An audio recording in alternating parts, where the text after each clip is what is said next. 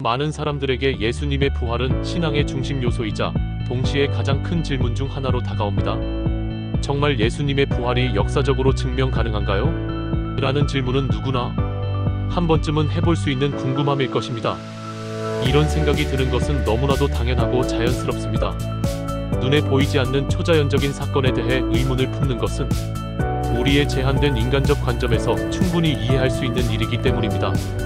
그래서 혹시 이 질문이 여러분 마음에서 오랫동안 해결되지 않은 숙제처럼 남아있다면 스스로를 탓하거나 미안해하지 않아도 괜찮습니다. 의문은 신앙을 더 깊게 만들어주는 과정일 수 있습니다. 우리가 믿음의 길을 걸을 때 때로는 모든 것이 명확하지 않아서 불안함을 느끼는 순간이 있습니다. 그런데 이런 고민조차도 신앙 안에서 중요한 여정의 일부로 받아들여질 수 있습니다. 예수님의 부활에 대해 완전히 납득하지 못한다고 해도 그 죄책감으로 무겁게 짓눌리지 않았으면 합니다. 오히려 그런 의문들 속에서 예수님께 끊임없이 다가가려고 노력하는 지금의 모습이 정말 귀하고 소중한 것입니다. 실제 사례 중에서 예수님의 부활에 대해 많은 연구를 진행한 학자 중에 한 사람인 리 스트로벨의 이야기가 떠오릅니다. 그는 오랫동안 신앙에 의구심을 가진 무신론자였습니다. 하지만 부활의 진실성을 객관적으로 탐구하던 과정에서 그는 과학적이며 역사적인 증거까지도 예수님의 부활을 뒷받침한다는 사실에 놀라게 됩니다. 그의 책 더 케이스 포 크라이스트는 많은 사람들에게 이 문제에 대한 새로운 관점을 열어주며 그의 여정을 생생하게 전달하고 있습니다. 저도 개인적으로 오랫동안 이 질문에 대해 마음속에서 씨름했던 적이 있었습니다. 아무리 믿는다고 해도 한 번 더 묻게 되는 순간들이 있었죠. 이 모든 것이 정말 사실일까? 하지만 그 질문들 속에서 저는 두 가지 변하지 않는 사실을 깨달았습니다.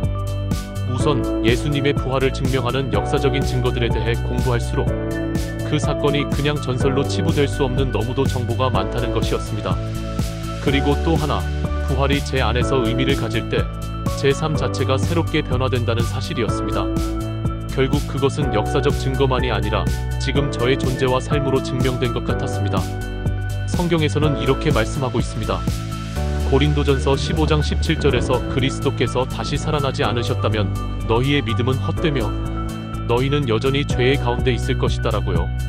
성경조차도 부활이 신앙의 본질적인 요소임을 분명히 짚어주고 있습니다. 이 말씀은 부활에 대한 확신이야말로 우리가 예수님 안에서 새로운 삶을 시작할 수 있는 이유라고 강조하고 있습니다. 더 나아가 예수님의 부활이 단순히 신앙적인 이야기로만 끝나는 것이 아니라 역사 속에서도 증명되고자 했다는 점을 생각해보면 더욱 신기합니다. 예수님의 죽음과 부활을 가장 먼저 기록한 신약 성경은 예수님이 살았던 시대와 매우 가까운 시기에 쓰였습니다.